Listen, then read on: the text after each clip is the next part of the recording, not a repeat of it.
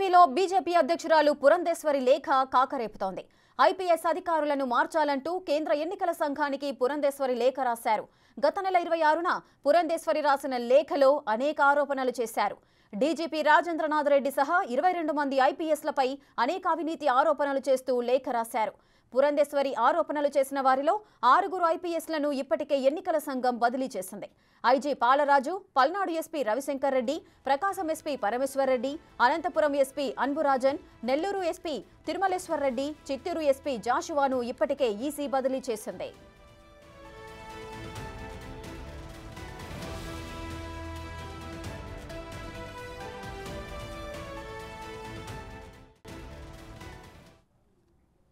పురంధేశ్వరి ఎన్నికల సంఘానికి రాసిన లేఖకు సంబంధించిన పూర్తి డీటెయిల్స్ మా అసోసియేట్ ఇన్పుట్ ఎడిటర్ గణేష్ అందిస్తారు. గణేష్, చెప్పండి, అసలు పురంధేశ్వరి లేఖ అనేది ఏపీ రాజకీయాల్లో ఇప్పుడు ఒక ప్రకంపనలతో సృష్టిస్తోంది. ఈ లేఖకు సంబంధించి ఏపీ మంత్రి పేర్ని నాని కూడా స్పందించిన సందర్భాలు నెలకొన్నాయి. ఈ లేఖను ఏ విధంగా చూడొచ్చు? మొత్తం ఎంతమంది అధికారులపై ఈమె అనుమానాలు కానీ సందేహాలు వ్యక్తం చేస్తూ లేఖ రాశారు? 22 మంది అధికారులపైన ఒక స్పష్టంగా పురంధేశ్వరి బీజేపీ చీఫ్గా ఉన్న రాష్ట్ర చీఫ్గా ఉన్న పురంధేశ్వరి ఏపీలోన ఈ లేఖ రాయడం అనేది ఒక ప్రకంపనలు రేపుతోంది. ఎందుకంటే దాదాపు 1 కాదు 2 కాదు ఐపీఎస్ఎల్ దగ్గర నుంచి డీజీపీ స్థాయి నుంచి ఎస్పీ స్థాయి నుంచి ఉన్న 22 మంది అధికారులపైన ఇప్పుడు ఈ లేఖ అనేది రాయడం అనేది ఒక చర్చనీయాంశంగా మారింది. ఇప్పుడు కాదు, గత నెల 26వ తేదీని పురంధేశ్వరి ఈ లేఖ రాశారు. అంటే పూర్తి విశ్లేషణ చేసుకుంటే దాదాపు ఇప్పటికే 22 మంది అధికారుల్లో 6 అధికారులను ఇప్పటికే ఈసీ మార్చిన పరిస్థితి కనిపిస్తుంది. కేంద్ర ఎన్నికల కమిషన్ ఇప్పటికే 6 అధికారులపైన వేటు వేసిందని చెప్పాలి. ఎందుకంటే వాళ్ళని ఆ స్థానాల నుంచి పక్కన తీసుకెళ్లి ఇంకో స్థానం ఇవ్వకుండా చేసిన పరిస్థితి కనిపిస్తుంది. అంటే 22 మంది అధికారులలో దాదాపు 6 ఇప్పటికే మార్చిన పరిస్థితి ఉంటే ఇంకా మిగిలిన వారి పరిస్థితి ఏంటనేది మనం అర్థం చేసుకోవాల్సిన పరిస్థితి ఉంది. అయితే ఈ 22 మంది అధికారులపైన ఆమె రాసిన లేఖ ఆషామాషి లేఖగా మనం గుర్తించాల్సిన అవసరం లేదు. ఒక్కొక్క అధికారి ఏ స్థాయిలో ఉన్నారు, వాళ్ళ అవినీతి ఏంటి, వాళ్ళ ప్రవర్తన ఏంటి, వాళ్ళు ఏ విధంగా ప్రభుత్వం తరపున పనిచేస్తున్నారు, మరోవైపు ఓటర్లను ప్రలోభపెట్టే అవకాశం కావచ్చు, లేకపోతే ఎన్నికల నియమావళిని ఉల్లంఘించే అవకాశం కావచ్చు, ఏ విధంగా ఉందనేది ఆవిడ స్పష్టంగా ఈ లేఖని మార్చి 26వ తేదీన రాయడం జరిగింది. అంటే 22 మంది అధికారులపైన కేవలం ఫిర్యాదుగా కాకుండా ఒక లిఖితపూర్వకమైన ఫిర్యాదుని కేంద్ర ఎన్నికల కమిషన్ రాయడంలో అవి పూర్తిగా దీన్ని ఏ అధికారి ఏ విధంగా ఉన్నారో దాన్ని విశ్లేషణ చేశారు. ప్రధానంగా ఏదైతే చిలకలూరిపేటలోని ప్రధాని బహిరంగ సభ రోజున జరిగిన ఏదైతే ఒక ఇది ఉందో, అంటే వాళ్ళ ఏదైతే వైఫల్యం ఉందో, పోలీసు అధికారులు పూర్తిగా వైఫల్యం చెందారు. మరోవైపు ఆ సభ సక్సెస్ కాకుండా అనేక అడ్డంకులు ఏర్పరిచారనేది ఒక కీలకమైన దీనిగా జరిగింది. దీంట్లో ప్రధానంగా ఆ రోజు ప్రధాని సభ జరుగుతుండగానే 3 సార్లు మైకు పోవడం, అంటే ఏదైతే ఒక మైక్ సంబంధించిన ప్యానల్ బోర్డు ఉందో ఆ ప్యానల్ బోర్డు పైన అనేక మంది వేల మంది జనం దానిపైన పడుతున్నారని తెలిసిన పోలీసులు నిరోధించకపోవడం, మైక్ దాంతో కట్ అవ్వకపోవడం, ప్రధాని ప్రసంగిస్తున్న సమయంలోనే 3 సార్లు ఆయన ప్రసంగాన్ని ఆఫ్ చేసుకొని ఎదురు చూడాల్సిన పరిస్థితి. మరోవైపు కీలకంగా ఇందులో మనం ఈ చిలకలూరిపేట సభలో చూడాల్సిందే, ఏదైతే చాలామంది వేల మంది జనం వచ్చిన ఈ సభలో అనేక మంది ఏదైతే మైకులు మరోవైపు లైట్స్ ఏర్పాటు చేసిన, ఫ్లడ్ లైట్లు ఏర్పాటు చేసిన ఒక టవర్ పైన ఎక్కి వేలాది మంది దానిపైన నిల్చున్న పరిస్థితుల్లోన ఏదైనా ప్రమాదం జరిగితే ముందుగా నివారించాల్సిన పోలీసులు కేవలం అక్కడ చోద్యం చూస్తున్నట్టుగా ఉండడం, ప్రధానే స్వయంగా నరేంద్ర మోదీ దాన్ని చూసి అంటే అప్పటికే పవన్ కళ్యాణ్ ప్రసంగిస్తున్న సమయంలో ఆయన ఆ ప్రసంగాన్ని ఆఫ్ చేసి మరి అక్కడికి వచ్చి ప్రధాని ఏదైతే ఆ ఫ్లడ్ లైట్స్ పైన ఉన్న వారిని అందరినీ కిందకి దిగాలని ఆయన రిక్వెస్ట్ చేయటం, దీంతో ఒక పెద్ద ప్రమాదం తప్పినట్టుగా ఉంది. అంటే పోలీసులు ఈ పరిస్థితులన్నీ చూస్తూనే ఇలాగ వదిలివేశారనేది ఒక కీలకమైన విమర్శ ఆ రోజు జరిగింది. మరోవైపు అత్యంత కీలకంగా ఆ రోజు మరుసటి రోజు కావచ్చు, ఆ రోజు సాయంత్రం నుంచి కావచ్చు, తెలుగుదేశం, బీజేపీ, జనసేన నాయకులు కీలకంగా చేసిన విమర్శ, అనేక మంది వేలాది మంది ఆ సభకు దాదాపు లక్షల్లో హాజరవుతున్నారనుకున్న జనాన్ని ఏదైతే అంచనాలు ఉన్నాయో ఆ అంచనాలని పూర్తిగా నిరోధించేలాగా పూర్తిగా అక్కడ ఏదైతే పోలీసు వ్యవస్థ పనిచేసిందనేది ఒక కీలకమైన విమర్శ చేశారు. అనేక మంది ఈ సభకు రాకుండా అక్కడ ఉండే పోలీసు యంత్రాంగం నిరోధించిందనేది ఒక కీలకమైన విమర్శ అయితే కనిపిస్తుంది. గణేష్, అయితే పురంధరేశ్వరి రాసిన లేఖలో మొత్తం 22 ఐపీఎస్ అధికారులకు సంబంధించి కూడా ఆరోపణలు చేశారు. అంటే ఎటువంటి ఆరోపణలు చేశారు? ముఖ్యంగా ఈమె రాసిన లేఖలో 22 మందిలో 6 మాత్రమే ఇప్పటి వరకు ఈసీ అయితే వారిని విధుల నుంచి తప్పించినట్లుగా తెలుస్తోంది. ఆ 6 పైన ఎందుకు చర్యలు తీసుకున్నారు? ఇంకా చర్యలు తీసుకునే ఐపీఎస్ అధికారులు ఇంకా ఉన్నారా ఈ లిస్టులో? చాలామంది ఉన్నారు. అంటే దాదాపు 22 మంది పైన లేఖ రాస్తే ఇంకొక 16 మంది అధికారులు ఇంకా ఈసీ చర్యలు తీసుకోవాల్సిన అవసరం ఉంది.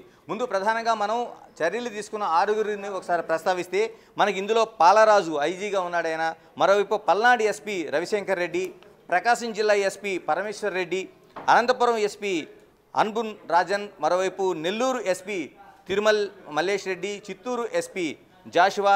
ఇప్పటికే ఈసీ బదిలీ చేసింది వీళ్ళని.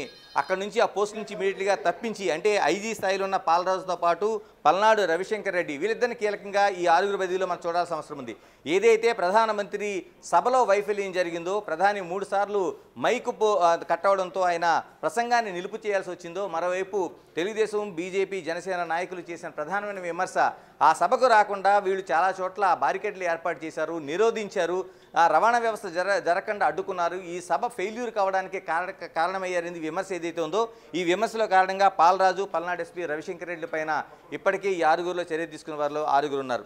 వీరు కాకుండా మిగిలిన వారు 16 మంది అనేది ఒక జాబితా అనేది తయారు చేశారు. ఈ జాబితా ప్రధానంగా పురంధేశ్వరి ఒక్కొక్కరికి ఒక్కొక్కటి వాళ్ళు చేసిన పనులు ఏంటి, ఎందుకు వాళ్ళని బదిలీ చేయాల్సిన అవసరం ఉందనేది అత్యంత కీలకంగా చర్చించారు. అందులో మనం ప్రధానంగా చర్చించుకోవాల్సింది డీజీపీ రాజేందర్ రెడ్డి. ఏదైతే రాష్ట్రానికి ఒక డీజీపీకి ఉన్న రాజేందర్ రెడ్డి పైన పురంధేశ్వరి ఆరోపణలు చేశారు. ఈ ఆరోపణలో అత్యంత కీలకమైన పోస్టులో ఉన్న ఈ రాజేంద్రనాథ్ రెడ్డి సామాజిక వర్గానికి సంబంధించిన ఐపీఎస్ని నియమించారనేది ప్రధాన విమర్శ. ఏదైతే తన సామాజిక వర్గానికి సంబంధించిన అధికారులను ఆయన నియామకాలు చేశారనేది విమర్శతో పాటు డీజీపీ ఆఫీసులో 7.5 కోట్ల రూపాయలు సీక్రెట్ రిజర్వ్ ఫండ్ని ఆయన కాజేశారనేది ఒక కీలకమైన ఆరోపణ చేశారు. ఒక రాష్ట్ర డీజీపీగా ఉన్న ఏదైతే రాజేంద్రనాథ్ రెడ్డి పైన ఈ విధమైన ఆరోపణలు అనేది ఒక రాష్ట్ర బీజేపీ చీఫ్గా ఉన్న పురంధేశ్వరి చేయడం అనేది అత్యంత చర్చనీయాంశంగా మారుతుంది. దీనికి ఆధారాలు దొరకకుండా, అంటే కీలకమైన ఫైల్స్ను ధ్వంసం చేశారనేది ఆమె ఆరోపణ. అంటే దాదాపు ఆఫీసులో 7.5 కోట్ల రూపాయలు సీక్రెట్ ఫండ్ని ఆవిడ ఈ ఏదైతే డీజీపీ రిజర్వ్ ఫండ్ని కాజేశారనే ఆరోపణతో పాటు ఆధారాలు దొరకకుండా ఫైల్స్ని కాజేశారనేది ఒక కీలకమైన ఆరోపణ. మరోవైపు ఇంటెలిజెన్స్ డీజీ సీతారామాంజనేయుల పైన కూడా ఆమె తీవ్రమైన ఆరోపణలే చేశారు. అంటే ప్రధాని నరేంద్ర మోదీ చిలకలూరిపేట బహిరంగ సభలో కూటమి కార్యకర్తలు కాకుండా, అంటే కార్యకర్తలు ఎవరో రాకుండా అడ్డుకున్నారనేది ఒక ప్రధానమైన ఆరోపణ. అంటే ఇంటెలిజెన్స్ డీజీగా ఉన్న సీతారామాంజనేయుల పైన ఈ ఆరోపణలు అనేది చేశారు. ఎన్నికల నిర్వహణకు అతని పైన వైసీపీ నేతలు దాదాపు 40 కోట్ల రూపాయలు ఇచ్చారనేది ఒక అవినీతి ఆరోపణ కూడా ఆమె ప్రధానంగా చేశారు. 1 కాదు 2 కాదు 40 కోట్ల రూపాయలు ఈ నిర్వహణకు సంబంధించి వైసీపీ నేతలు ఎన్నికల నిర్వహణకు సంబంధించి డబ్బులు ఇచ్చారనేది ప్రధానమైన ఆరోపణ. అనేక మంది ప్రతిపక్ష నేతలను అరెస్ట్ వెనుక సీతారామాంజనేయుల పాత్ర ఉందనేది ఆమె కీలకంగా చర్చించారు. అంటే ఒక ఏదైతే ఇంటెలిజెన్స్ డీజీగా ఉన్న సీతారామాంజనేయుల పైన ఈ విధంగా ఆరోపణ చేయడం అనేది అత్యంత చర్చనీయాంశంగా మారుతుంది. వైసీపీ నేతలు ఎన్ని దుర్మార్గాలు చేసినా అంటే వారు పట్టించుకోవద్దని ఎస్పీలకు ఆదేశాలు జారీ చేశారు. మరోవైపు ప్రతిపక్ష నేతలపై కేసులు పెట్టాలని ఎస్పీలని బెదిరించారనేది ఒక కీలకమైన ఆరోపణగా ఇంటెలిజెన్స్ డీజీ సీతారామాంజనేయులపై చేయడం జరిగింది. మరోవైపు disaster management DG PV Sunil కుమార్పై చేసిన ఆరోపణలు కూడా అత్యంత ఆసక్తికరంగా మనకు కనిపిస్తున్నాయి. ఎందుకంటే తన సొంత సంస్థ అయిన అంబేద్కర్ ఇండియా మిషన్ ద్వారా దళితవాడలో వైసీపీకి అనుకూలంగా ప్రచారం చేశారనేది ఒక కీలకమైన అంశంగా ఆవిడ ఇందులో ప్రస్తావించారు. అంటే ఇప్పటికే పెండింగ్లో ఉన్న సునీల్ కుమార్పై ఆయన భార్య పెట్టిన కేసు ఒకటి ఆమె చర్చించారు. మతాల మధ్య చిచ్చు పెట్టేలా ఆయన చేసిన ప్రసంగాలపైన కూడా ఈ కేసు విచారణ ఉందనేది ఆమె ఈ సందర్భంగా గుర్తు చేశారు. అంటే ఇందులో దాదాపుగా అనేక అధికారులపైన ఒక డిజాస్టర్ మేనేజ్మెంట్లో ఉన్న ఏదైతే డీజీ ఉన్నాడో పివి సునీల్ కుమార్ పైన ఆమె స్పష్టంగా ఈ ఆరోపణలు చేయడం జరిగింది. మరోవైపు సిఐడి అడిషనల్ డీజీ సంజయ్ పైన కూడా ఆమె స్పష్టమైన ఆరోపణలు చేయడం జరిగింది. అంటే కేసులు పెడతామంటూ మీడియా సంస్థలను సైతం సంజయ్ కుమార్ బెదిరిస్తున్నారనేది ఆమె కీలకంగా చెప్పారు. ఎందుకంటే డెమోక్రసీలో ఇప్పుడు ఎన్నికల సమయంలో మీడియా అత్యంత కీలకంగా ఉంది కాబట్టి ఈ కీలకమైన పాత్ర మీడియా నిర్వహించకుండా నిష్పక్షపాతంగా వార్తలు కానీ ప్రసారం చేయకుండా ఉండేందుకు సిఐడి అడిషనల్ డీజీ సంజయ్ పైన అనేక ఆరోపణలు చేశారు. కేసులు పెడతామని మీడియా సంస్థల్ని బెదిరించడం అనేది ఆమె తప్పుపడుతూ వచ్చారు. వైసీపీ కోసం ఆయన ఏదైనా చేస్తారనేది గతంలో ఆయన లంచం తీసుకొని తన భార్య అకౌంట్లో బదిలీ చేశారని ఏసీబీ ఆధారాలు సేకరించిందని కూడా ఈ సందర్భంగా గుర్తు చేశారు. అంటే అక్కడ డీజీ సంజయ్ పైన ఆరోపణలు అనేవి ఆమె అత్యంత కీలకంగా అటు మీడియా పైన, మరోవైపు అతని భార్య అంటే తన పర్సనల్గా ఉన్న అనేక విషయాలపైన, ఆయన అవినీతి పైన, ఆయన అకౌంట్లకు బదిలీ చేయడం పైన కూడా పురంధేశ్వరి ఈ సందర్భంగా మనకి అవి ఆ ఫిర్యాదులో పేర్కొన్నారు. మరోవైపు ఇంటెలిజెన్స్ ఐజీ కొల్లి రఘురామరెడ్డిపై కూడా చేసిన ఆరోపణలు మనం ఇక్కడ కీలకంగా చూడాల్సిన అవసరం ఉంది. ప్రతిపక్ష నేతల ఫోన్లు ట్యాప్ చేస్తున్నారనేది ఒక అత్యంత కీలకమైన ఆరోపణ చేశారు. అంటే ఇప్పటికే దాదాపు తెలంగాణ రాష్ట్రంలో ఫోన్ ట్యాపింగ్ పైన అనేక అరెస్టులు జరుగుతున్నాయి, అతిపెద్ద చర్చగా జరుగుతుంది. ఇలాంటి సమయంలో ఏపీలో కూడా పురంధేశ్వరి ఇప్పుడు ఈ లేఖ ద్వారా చేసింది ఇంటెలిజెన్స్ ఐజీ కొల్లి రఘురామరెడ్డి పైన చేసిన ఆరోపణ ఫోన్ ట్యాపింగ్ పైన అత్యంత కీలకమైన ఆరోపణగా మనం చూడాల్సిన అవసరం ఉంది. ఐపీఎస్ అధికారి రిషాంత్ రెడ్డితో కలిసి ఎంతోమంది ఫోన్లు ట్యాప్ చేశారనేది ఆమె ఆరోపణ. వారి ఇళ్ళు కార్యాలయాలు కూడా సోదా చేస్తూ బెదిరింపులకు పాల్పడ్డారని, అంటే ఈ ఫోన్ ట్యాపింగ్ ద్వారా అనేక సమాచారాన్ని సేకరించిన తర్వాత వాళ్ళకి ఎలాంటి బెదిరింపులు చేశారనేది కూడా ఒక కీలకమైన విమర్శగా ఇందులో చేస్తున్నారు. ప్రతిపక్షాలను ఇబ్బంది పెట్టేందుకు వైసీపీ నుంచి ఆయనకి 30 కోట్ల రూపాయలు ముడుపులు అంది అనేది ఒక కీలకమైన విమర్శగా చేస్తున్నారు. అంటే ఫోన్లు ట్యాపింగ్తో పాటు ప్రతిపక్షాలను బెదిరించడంతో పాటు ఏదైతే ప్రతిపక్షాలను ఇబ్బంది పెట్టేందుకు వైసీపీ నుంచి 30 కోట్ల రూపాయలు ముడుపులు తీసుకున్నారనేది పురంధేశ్వరి చేసిన ఆరోపణలు అత్యంత ఘాటుగా కనిపిస్తున్నాయి. ఇది మరోది తెలంగాణలో కాకుండా ఆంధ్రప్రదేశ్లో అత్యంత కీలకంగా జరిగే అతిపెద్ద చర్చగా రేపు జరగబోయే ఎన్నికల తర్వాత ఇది ఏ విధంగా రూపాంతరం చెందుతుంది, ఏ విధంగా మలుపు తీసుకుంటుంది అనేది చూడాల్సిన అంశంగా మనకి ఇదైతే ఇంటెలిజెన్స్ ఐజీ కొల్లి రఘురామరెడ్డి పైన చేస్తున్న ఆరోపణలు మనకు కనిపిస్తున్నాయి. మరోవైపు కర్నూలు డీఐజీ పైన రామారావుపై చేసిన ఆరోపణలు కూడా మనం ప్రస్తావించుకోవాల్సిన అవసరం ఉంది. ఏదైతే అధికార పక్షాన్ని పూర్తిగా లొంగిపోయారని అనేది పురంధేశ్వరి చేసిన ఆరోపణ. ఏదైతే కర్నూలు, ఆత్మకూరు, శ్రీశైలం, మంత్రాలయం, ఆదోని స్థానాల్లో వైసీపీని గెలిపించే బాధ్యత వైసీపీ ఇతనిపై అప్పగించిందనేది ఒక కీలకమైన ఆరోపణ చేశారు. అంటే 1 కాదు 2 కాదు దాదాపు ఒక 5 నియోజకవర్గాల్లోన ఈ కీలకమైన ఈయన గెలిపించే బాధ్యతను ఇప్పుడు డీఐజీ రామారావు పైన పెట్టారనేది, విజయ రామారావు పైన పెట్టారనేది పురంధేశ్వరి చేస్తున్న ఆరోపణలు. అలాగే ఈ బాధ్యతను అప్పగించడంతో పాటు ఆయా నియోజకవర్గాల్లో ఆయనకు వైసీపీ ఇతర బాధ్యతలను కూడా అప్పగించిందని, ఎందుకు అనుగుణంగానే ఆ నియోజకవర్గాల్లో సీఏలు ఎస్ఐలను నియమించారనేది కూడా ఆమె చెప్తున్నారు. ఎందుకంటే తనకు అనుకూలంగా పనులు జరగడం కోసం ఏదైతే కింది వ్యవస్థ ఉంటుందో అటు సీఏలు కావచ్చు, మరోవైపు ఎస్ఐలు కావచ్చు, ఈ వ్యవస్థను అంతటినీ కర్నూలు డీఐజీ విజయ రామారావు చేశారనేది ఆమె కీలకమైన ఆరోపణ. అయితే మరోవైపు వైసీపీ ఈ బాధ్యత అప్పగించడంతో పాటు దీనికి అనుగుణంగా నియోజకవర్గాల్లో ఏ విధంగా భయంకరమైన అవినీతిపరుడు, మరోవైపు నిఘా విభాగం డీఐజీ విజిలెన్సు ఐజీ ఏ విధంగా ఆదేశాలు ఇచ్చినా తలగ్గి పనిచేస్తారనేది మరో కీలకమైన ఆరోపణ. అంటే నిఘా విభాగానికి సంబంధించిన ఐజీ విజిలెన్స్ ఐజీ ఏ ఆదేశాలు ఇచ్చినా ఈయన తూచా తప్పకుండా కింది స్థాయి సిబ్బందికి ఇస్తూ ఆ వైసీపీ ఇచ్చిన బాధ్యతలను పూర్తిగా ఆయన నెరవేరుస్తారనేది విజయరామారావు పైన చేస్తున్న ఆరోపణ. దీంతోపాటు రిషాంత్ రెడ్డి అంటే ఎస్పీ కౌంటర్ ఇంటెలిజెన్స్గా ఉన్న రిషాంత్ రెడ్డి పైన చేస్తున్న ఆరోపణలను ఇక్కడ మనం చూసుకుంటే, ఇంతకుముందు చిత్తూరు ఎస్పీగా పనిచేసిన ఆయన ఇటీవలే కౌంటర్ ఇంటెలిజెన్స్లోకి ఆయన వచ్చాడు. ప్రతిపక్ష ఫోన్లను ట్యాప్ చేస్తున్న ఆరోపణతో పాటు ఇతర ఆరోపణలు కూడా ఆమె కీలకంగా చేయడం జరిగింది. అంటే చిలకలూరుపేటలో ప్రధాని మోదీ సభ జనాలు రాకుండా చెక్ పోస్టులు పెట్టి మరీ ఆపిన గనుల్లో ఈయన ఉన్నాడనేది కౌంటర్ ఇంటెలిజెన్సీ ఎస్పీ రిషాంత్ రెడ్డి ఉన్నారనేది ఆమె కీలకంగా ఇందులో ప్రస్తావించారు. ద్వితీయ శ్రేణి నాయకులకు ఫోన్లు ట్యాప్ చేస్తూ, అంటే ఏదైతే పార్టీల్లోన 3 పార్టీలు, అది టీడీపీ కావచ్చు, బీజేపీ కావచ్చు, జనసేన కావచ్చు, ఈ పార్టీలో ఉన్న సెకండరీ లీడర్స్ ఎవరైతే ఉన్నారో, అంటే మొదటి స్థానంలో లీడర్ కాకుండా ద్వితీయ శ్రేణిలో ఉన్న నాయకుల్ని ఫోన్లన్నీ ట్యాప్ చేస్తూ వాళ్ళ ద్వారానే చాలా వరకు ఒక ఆదేశాలు అమలు కావచ్చు, ఇతర విషయాలు జరుగుతాయి. కాబట్టి ఆ ఆదేశాలకు అనుగుణంగా ముందుగా వ్యూహాత్మకంగా వాటిని తెలుసుకుని ఇబ్బంది పెట్టాలనేది ఒక వ్యూహంగా దీనికి ఎస్పీ రిషాంత్ రెడ్డి ఉపయోగపడుతున్నాడు ఇంటెలిజెన్స్లో ఉండేది ఆమె కీలకంగా ప్రస్తావించారు. దీంతోపాటు గుంటూరు రేంజ్ ఎస్పీ ఏదైతే డీఐజీ ఉన్నాడో పాలరాజు అనేక చోట్ల హోదాల్లో పనిచేశాడు. ఆయన ఇప్పుడు గుంటూరు రేంజ్ డీఐజీ ఐజీగా పనిచేస్తున్నారు. ఆయన పాలరాజు పైన ప్రధానంగా మనం చూడాల్సింది ప్రధానిలో చిలకలూరి సభకు వైఫల్యాన్ని పూర్తి బాధ్యత వహిస్తూ ఇప్పటికే ఏదైతే 6 అధికారులు ఉన్నారో 6 అధికారులను తప్పించిన వారిలో మనకి పాలరాజు కూడా ఒకరు ఉన్నారు.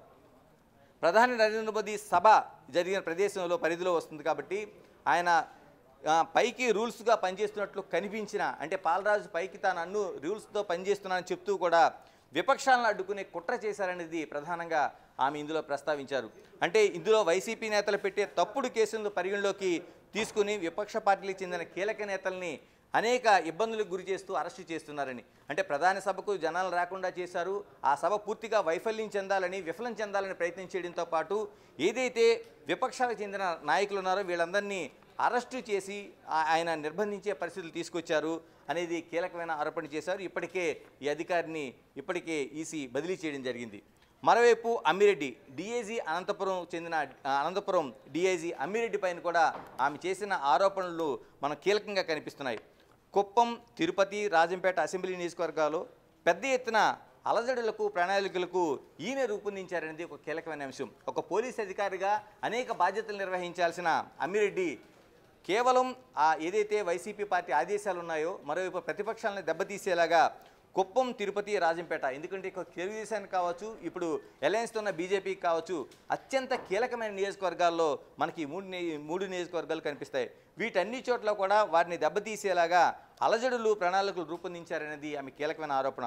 మరోవైపు సీఎం జగన్మోహన్ రెడ్డితో పాటు పెద్దిరెడ్డి, సజ్జల, భూమాన కరుణాకర్ వీళ్ళందరూ కూడా నేరుగా ఆదేశాలు ఈయన తీసుకొని పనిచేస్తారు. అంటే ఏదైతే పోలీసు వ్యవస్థలో ఆ ఉన్నతాధికారులు చెప్పే ఆదేశాలు కాకుండా ఇటు నేరుగా అంటే ముఖ్యమంత్రి జగన్ ఇచ్చే ఆదేశాలను ఆయన నేరుగా తీసుకుంటారు. మరోవైపు పెద్దిరెడ్డి, సజ్జల, భూమాన కరుణాకర్ రెడ్డి వీళ్ళు ముగ్గురు ఆదేశాలు తీసుకుంటూ ఆయన పనిచేస్తారనేది ఒక కీలకమైన ఆరోపణ. ఈయన భయంకరమైన అవినీతి పరుడు అనేది ఆవిడ ప్రధానంగా ప్రస్తావించింది. అంటే అవినీతిలో చాలామంది పైన విమర్శలు చేస్తుంటారు, కానీ ఏదైతే అమ్మిరెడ్డి చేస్తున్న అవినీతి ఆవిడ ప్రధానంగా చర్చించింది. ఆదాయానికి మించి ఆయన ఆస్తులు కూడగట్టారనేది ఆవిడ ప్రధానంగా ఇందులో ప్రస్తావించడం జరిగింది. అంటే ఇలాంటి అధికారి పైన చర్యలు ఖచ్చితంగా తీసుకోవాలనేది ఆమె ఇందులో నొక్కి ఆవిడ ప్రస్తావించడం ఒక కీలక అంశంగా కనిపిస్తుంది. మరోవైపు నెల్లూరు ఎస్పీ తిరుమలేశ్వర రెడ్డి కోసం మనం మాట్లాడాల్సిన అవసరం ఉంది. ఎందుకంటే ఆవిడ ఇందులో అనేక ఆరోపణలు చేసిన ప్రధానమైన ఒక ఏదైతే అధికారులు ఉన్నారో అందులో మనకి తిరుమలేశ్వర రెడ్డి మరొకరు. అంటే చట్టవిరుద్ధంగా విపక్ష నేతలను ఇబ్బందులు పెట్టి గురి చేస్తూ అణిచివేసే చర్యలు చేస్తున్నారని, ఏదైతే చట్టం తన పని తాను చేసుకుపోవాలి తప్ప అది చట్టబద్ధంగా ఉండాలి తప్ప కేవలం విపక్ష నేతల్ని చట్టవిరుద్ధంగా వాళ్ళు ఇబ్బంది పెట్టి వాళ్ళని అణచివేసే చర్యలకు ఈయన తిరుమలేశ్వర రెడ్డి దిగుతున్నారనేది ఆమె కీలకమైన విమర్శ చేశారు. వైసీపీ అసమ్మతి ఎమ్మెల్యేలుగా ఉన్న ఏదైతే ఉన్నారో వైసీపీ నుంచి వచ్చిన ఆనం, కోటంరెడ్డి, మేకపాటి చంద్రశేఖర్ రెడ్డిలను అక్రమంగా నిర్బంధించారనేది ఒక కీలకమైన ప్రస్తావన తీసుకొచ్చారు. అంటే వైసీపీ పార్టీలో ఉండి వాళ్ళు ఏదైతే అసమ్మతితో బయటకు వచ్చి ఇప్పుడు మాట్లాడుతున్నారో ఈ ముగ్గురు నేతలు ఆనం, కోటంరెడ్డి, మేకపాటి ఈ ముగ్గురి పైన అక్రమంగా నిర్బంధించి ఆయన ప్రజల్లోకి వెళ్లకుండా అడ్డుకుంటున్నారు, వాళ్ళ వాయిస్ని వినిపించకుండా చేస్తున్నారనేది పురంధేశ్వరి చెప్పింది. అంటే చాలా వరకు అవినీతి అధికారుల ప్రస్తావనతో పాటు ఇలాంటి కీలకమైన అంశాలు కూడా, అంటే వైసీపీని వ్యతిరేకించి లేదా అసమ్మతితో బయటకు వచ్చిన ఏదైతే కీలకమైన నాయకులు ఉన్నారో వాళ్ళ వాయిస్ గొంతు నొక్కుతున్నారో వాళ్ళ ప్రజల్లోనికి వెళ్లకుండా అడ్డుకట్ట వేస్తున్నారనేది ఒక ప్రధానమైన అంశం. మరోవైపు విజయవాడ పోలీస్ కమిషనర్ క్రాంతి రాణా టాటా పైన ఆమె చేసిన ఆరోపణలు మనం అత్యంత కీలకంగా పరిగణించాలి. ఎందుకంటే విజయవాడ అనేది అత్యంత కీలకమైన ఒక ప్రాంతంగా మనం చూడాల్సిన అవసరం ఉంది. చిన్న చిన్న కారణాలతో విపక్ష నేతలను, కార్యకర్తలను అరెస్టులు, అక్రమ కేసులు పెట్టారనేది ఆమె చెప్తున్నది. అంటే చాలా చిన్న విషయాలు, అంటే పోలీస్ స్టేషన్ స్థాయిలోనో లేకపోతే వారు మాట్లాడుకుని సంప్రదించుకొని చిన్న చిన్న కేసుల్లో కూడా ఆయన పెద్దగా కార్యకర్తలను అక్రమ కేసులు బనాయించి ఇబ్బంది పెడుతున్నారు. ఎవరైతే విజయవాడ పోలీస్ కమిషనర్గా ఉన్న టాటా అనేది ఆవిడ ప్రధానంగా ప్రస్తావించింది. విపక్ష నేతల ప్రచారాలను అడ్డుకోవడం, మరోవైపు వారిని అణిచివేయడం, వారి వ్యూహాలను దెబ్బతీసే బాధ్యత క్రాంతి రాణాకు వైసీపీ అప్పగించిందనేది ఆమె చేస్తున్న ఆరోపణ. అంటే వైసీపీకి అంటగాగుతూ ఒకవైపు, మరోవైపు ప్రతి విషయాన్ని సీఎం పేషీకి చేరవేస్తూ అక్కడి నుంచి ధనుంజయ రెడ్డి, సజ్జల రామకృష్ణ ఆదేశాలను తప్పకుండా పాటిస్తున్నారనేది. అంటే ఏదైతే విజయవాడ కమిషనర్గా ఉన్నాడో ఒక పోలీస్ అధికారి అక్కడ శాంతి భద్రతలను కాపాడుతూ, మరోవైపు ఏదైతే ఎన్నికల సమయంలో కీలకంగా వ్యవహరించాల్సిన ఒక కీలక స్థానంలో ఉన్న ఒక కమిషనరు క్రాంతి రాణా టాటా ఈ విధంగా ఆయన ఉన్నతాధికారులు లేకపోతే చట్టానికి లోబడి పనిచేయడానికి బదులు ఆయన కేవలం ఎక్కడైతే ఈ ధనుంజయ రెడ్డి ఉన్నారో, సజ్జల ఉన్నారో వీళ్ళిద్దరు ఆదేశాలతో ఆయన వాళ్ళ కనుసన్నలతో పనిచేస్తున్నాడనేది ఒక కీలకమైన ఆరోపణగా ఆమె తీసుకొచ్చారు. మరోవైపు ప్రకాశం ఎస్పీ పైన కూడా ఆమె చేసిన ఆరోపణలు మనం ఒక్కసారి చూస్తే, పరమేశ్వర్ రెడ్డి ఎస్పీగా అక్కడ ఉన్నారు. తిరుపతి నుంచి ప్రకాశం ఎస్పీకి బదిలీ వచ్చారు ఆయన. అంటే తిరుపతి నుంచి ఆయన బదిలీ ఇక్కడికి వచ్చారు ప్రకాశానికి. ప్రకాశం ఎస్పీగా పనిచేస్తున్న ఆయన ఎన్నికల్లో నిష్పక్షపాతంగా వ్యవహరిస్తే పర్వాలేదు, కానీ ఆ వ్యవహారాన్ని నిష్పక్షపాతంగా కాకుండా మిగతా అంశాలకు వైసీపీకి అనుకూలంగా కానీ పనిచేయాలని చూస్తే మాత్రం సహించేది లేదని ఆమె కీలకంగా ఒక ప్రస్తావన తీసుకొచ్చారు. అంటే మేము ఎక్కడా కూడా దీన్ని తగ్గేది లేదు, ఊరుకోం, ఇలాగా నిష్పక్షపాతంగా పనిచేయాలి తప్పించి పక్షపాతంతో పనిచేస్తే సహించేది లేదని. మరోవైపు ఇన్స్పెక్టర్లకు ఆదేశాలు ఇచ్చి వారి భయోందోళనకు గురి చేస్తున్నారని. అంటే వైసీపీకి అనుకూలంగా ఎవరైతే ఉన్నారో వైసీపీకి అనుకూలంగా ఉన్న వారిని పరిరక్షిస్తూ మిగతా వారిపైన ఏ విమర్శలు చేసినా వాళ్ళందరినీ ఇబ్బందులు పెట్టేలాగా ఇక్కడ ఉండాలని ఒక కీలకమైన విషయంగా ఆమె తీసుకొచ్చారు. అలాగే వైసీపీ ఎమ్మెల్యేల ఆదేశాలకు అనుగుణంగా పనిచేయాలని వారిని బెదిరిస్తున్నారని. అంటే ఎవరైతే ఉన్నారో అక్కడ స్థానిక ఇన్స్పెక్టర్లకి ఆయన ఆదేశాలు జారీ చేస్తూ వైసీపీ ఎమ్మెల్యేలకు అనుకూలంగా పనిచేయాలనేది ఆ పోలీస్ డిపార్ట్మెంట్కి కావచ్చు, వారిని ఆ పార్టీకి వైసీపీకి వ్యతిరేకిస్తున్న వారిని ఇబ్బందులు పెట్టడం కావచ్చు చేస్తున్నారనేది ఒక కీలకమైన విషయంగా మనం చూడాలి ఆమె చేసిన ఆరోపణలో. మరోవైపు విశాఖ జాయింట్ సిపి ఆయన పకీరప్ప పైన చేసిన ఆరోపణలు మరో విధంగా కనిపిస్తున్నాయి. ఎందుకంటే పకీరప్ప అదే విశాఖపట్నం అనేది అత్యంత కీలకమైన ప్రాంతంగా కనిపిస్తుంది ఇప్పుడు. ఎందుకంటే వైసీపీకి ఒక కీలకమైన ప్రాంతంగా అక్కడ వాళ్ళు రాజధాని ఏర్పాటు చేస్తారా లేదనేది, కానీ వాళ్ళు అధికారంలోనికి వస్తే అక్కడ రాజధానికి ఏర్పాటు చేస్తామని అనేక ప్రచారం చేస్తున్న నేపథ్యంలో ఇక్కడ జాయింట్ సిపిగా ఉన్న పకీరప్ప ఆ పార్టీకి అనుకూలంగా పనిచేస్తున్నారో ఆ పార్టీకి అత్యంత దగ్గరగా పనిచేస్తూ ఇబ్బందులు గురి చేస్తున్నారనేది విశాఖపట్నానికి సంబంధించి ఆవిడ ప్రస్తావించింది. ఎందుకంటే కోస్టల్ కారిడార్కి సంబంధించి విశాఖపట్నం అత్యంత కీలకమైన ప్రాంతం. ఈ ప్రాంతంలో పనిచేస్తున్న ఒక జాయింట్ కమిషనరు పకీరప్ప ఈ విధంగా అత్యంత అవినీతిపరుడు, అధికార పార్టీకి అమ్ముడుపోయిన ఐపీఎస్ అధికారిగా ఆవిడ ప్రస్తావించారు. అంటే ఒక ఐపీఎస్ అధికారి జాయింట్ కమిషనర్గా ఉన్న ఒక ఐపీఎస్ అధికారిని అత్యంత అవినీతిపరుడు, అధికార పార్టీకి అమ్ముడుపోయిన ఐపీఎస్ అధికారి అని ఆవిడ ప్రస్తావించడం అనేది మనం కీలకంగా చూడాలి. మరోవైపు ఇప్పటి వరకు అంటే నిన్నటి వరకు అక్కడే ఉండి ఆ పార్టీని నడిపించిన విజయసాయిరెడ్డికి పూర్తిగా తొత్తుగా మారిపోయారు ఈయన అనేది. అంటే విజయసాయిరెడ్డి నిన్న ఉన్నటి వరకు కూడా ఆయన ఆ నియోజకవర్గం మారి వెళ్లే వరకు కూడా విజయసాయిరెడ్డి అక్కడే కీలకంగా పనిచేశారు, పార్టీని నడిపించారు, అక్కడి నుంచి ఆదేశాలు జారీ అయ్యి అనేక రీతిలో ఆయన పనిచేశారు. అంటే ఇలాంటి పరిస్థితుల మధ్య విజయసాయిరెడ్డికి ఈ జాయింట్ సిపి పూర్తిగా తొత్తుగా మారిపోయి ఆయన ముడుపులు తీసుకుని ఈ విధంగా పనిచేశారనేది ఆమె కీలకమైన ఆరోపణ. మరోవైపు పొరుగు రాష్ట్రాల్లో బంధువులకు ఆయన చేరుతున్నాయని, అంటే ఆయన ఏదైతే ఉన్నాయో ఆయనకు అందాల్సిన ముడుపులన్నీ, ఈ అధికారి తీసుకుంటున్న ముడుపులన్నీ పొరుగు రాష్ట్రాల్లో ఉన్న ఇతర రాష్ట్రాల్లో ఉన్న ఆయన బంధువులకు చేరుతున్నాయి.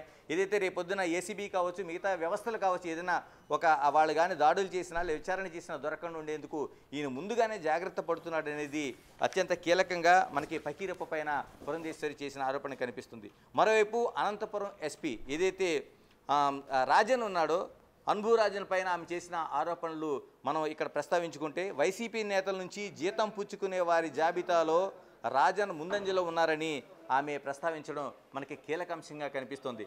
అంటే ఒక ప్రభుత్వ అధికారిగా మరోవైపు ఎస్పీగా పనిచేస్తున్న అనంతపురం ఎస్పీగా పనిచేస్తున్న అన్బురాజన్ ఈ విధంగా అంటే వారి నుంచి జీతాలు పుచ్చుకొని జాబితాలు, అంటే వైసీపీ అనేక మందికి అధికారులకు వాళ్ళు తీసుకుంటున్న జీతాలతో పాటు ఇతర జీతాలను అదనంగా అందజేస్తుంది. అంటే పార్టీ సొమ్ములు కేటాయించి వాళ్ళకి ఇస్తుంది. వాళ్ళు పనిచేయడం కోసం కావచ్చు, లేకపోతే వాళ్ళకి ప్రలోభాలు పెట్టడం కోసం ఈ విధంగా పనిచేస్తుంది. కాబట్టి అటువంటి వారిలో ముందంజలో ఈ అధికారి ఉన్నాడు ఎస్పీ అనంతపురం అనేది ఆమె ప్రస్తావించింది. అంటే ఎర్రచందనం స్మగ్లింగ్లో ఆయనకు ప్రమేయం ఉంది. ఏదైతే అత్యంత కీలకమైన స్మగ్లింగ్లో మనం ఎర్రచందనాన్ని మనం ప్రస్తావిస్తూ ఉంటాం.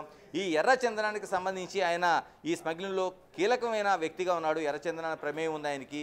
హత్యలు జరిగినా పట్టించుకొని పోలీసు అధికారి ఈయనని ప్రస్తావించారు. అంటే ఎర్రచందనం స్మగ్లింగ్లో అనేక హత్యలు జరుగుతున్నాయి, అక్రమాలు జరుగుతున్నాయి. చివరికి హత్యలు జరిగినా ఇక్కడ ఈ ప్రాంతంలో ఈ జిల్లాలో పట్టించుకోకుండా ఉండడంలో ఈయన ప్రధాన పాత్ర వహిస్తున్నాడు. ఈ అధికారి పట్టించుకోవడం లేదనేది ఆమె ప్రస్తావించారు. మరోవైపు ప్రతిపక్ష పార్టీల అభ్యర్థులు ఎన్నికల ప్రచారానికి రాకుండా అడ్డుకునే బాధ్యతను ఆయనకు అప్పగించారని చెప్పింది.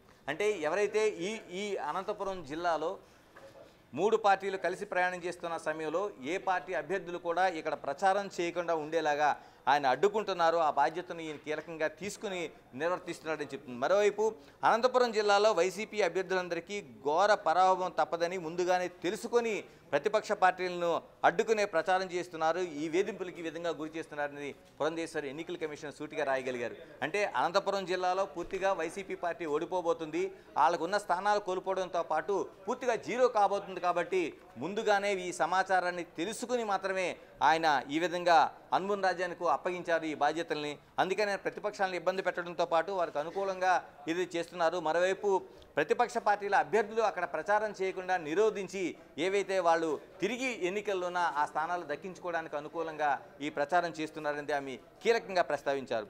మరోవైపు పల్నాడు ఎస్పీ ఏదైతే రవిశంకర్ రెడ్డి ఉన్నాడో ఇతన్ని ఇప్పటికే ఈ సస్పెండ్ చేసిన 6 అధికారుల్లో మనకి రవిశంకర్ రెడ్డి కనిపిస్తున్నాడు. రవిశంకర్ రెడ్డిది ప్రధానంగా మనం ముందుగా చెప్పుకున్నట్టు చిలకలూరుపేటలో ప్రధాని మోదీ సభకు జనం హాజరు కాకుండా చెక్ పోస్టులు పెట్టి ఈయన అడ్డుకున్నారనేది. నిజంగానే ఆ రోజున ప్రధాని సభకి మనం చూస్తే అనేక ఆరోపణలు వినిపించాయి. ఆ రోజు సభాస్థలికి జరగాల్సిన కార్యక్రమానికి దాదాపు ఒక అరగంట లేటుగానే కార్యక్రమం ప్రారంభమైంది. ఒకవైపు ఎండ కావచ్చు, మరోవైపు మిగతా అంశాలతో చూసుకుంటే ప్రధానంగా 3 పార్టీల నేతలు ఒకే ఒక ఆరోపణ చేశారు. ఈ సభకు రాకుండా జనాన్ని అడ్డుకుంటున్నారనేది అక్కడ మైకుల్లోనే వాళ్ళు ప్రకటించారు. ఆ రోజు మరుసటి రోజున ఇదే ఆరోపణతో ఇంకా సభకు కిక్కిరిసిన జనం రావాల్సిన అవసరం ఉంది, కానీ ఈ పోలీసులు అడ్డుకున్నారనేది. ఇందులో కీలకమైన పాత్రగా పల్నాడు ఎస్పీ రవిశంకర్ రెడ్డి ఉన్నారు. అంటే ఈయన కార్యకర్తలు కరణ స్తంభాలు ఎక్కిన, మనం ముందుగా ప్రస్తావించుకున్నట్టు అక్కడ ఆ రోజున చూసుకుంటే కరణ స్తంభాలు ఎక్కిన కనీసం పట్టించుకోలేదు. అంటే ఒక ఎస్పీ స్థాయిలో ఉన్నాడు, అనేక మంది సిబ్బందిని పెట్టారు. మరోవైపు ఐజీ స్థాయిలో ఉన్న పాలరాజు అక్కడే ఉన్నారు. ఇంతమంది అధికారులు ఉండి అక్కడ ఒక ప్రమాదం పొంచి ఉన్న ప్రమాదంలా జరిగి కళ్ళ ముందు కనిపిస్తున్న అతను పట్టించుకోలేదు. స్వయంగా ప్రధాని మైక్ తీసుకొని ఆ రోజు ఏదైతే పవన్ కళ్యాణ్ మాట్లాడుతున్న సమయంలో ప్రధాని లేచి అక్కడ ఆ ప్రసంగాన్ని ఆఫ్ చేసి ఆయన మైక్ తీసుకొని వాళ్ళందరినీ విజ్ఞప్తి చేయాల్సిన పరిస్థితి వచ్చింది. లేదంటే ఒక పెద్ద ప్రమాదం జరిగి ఉండేది.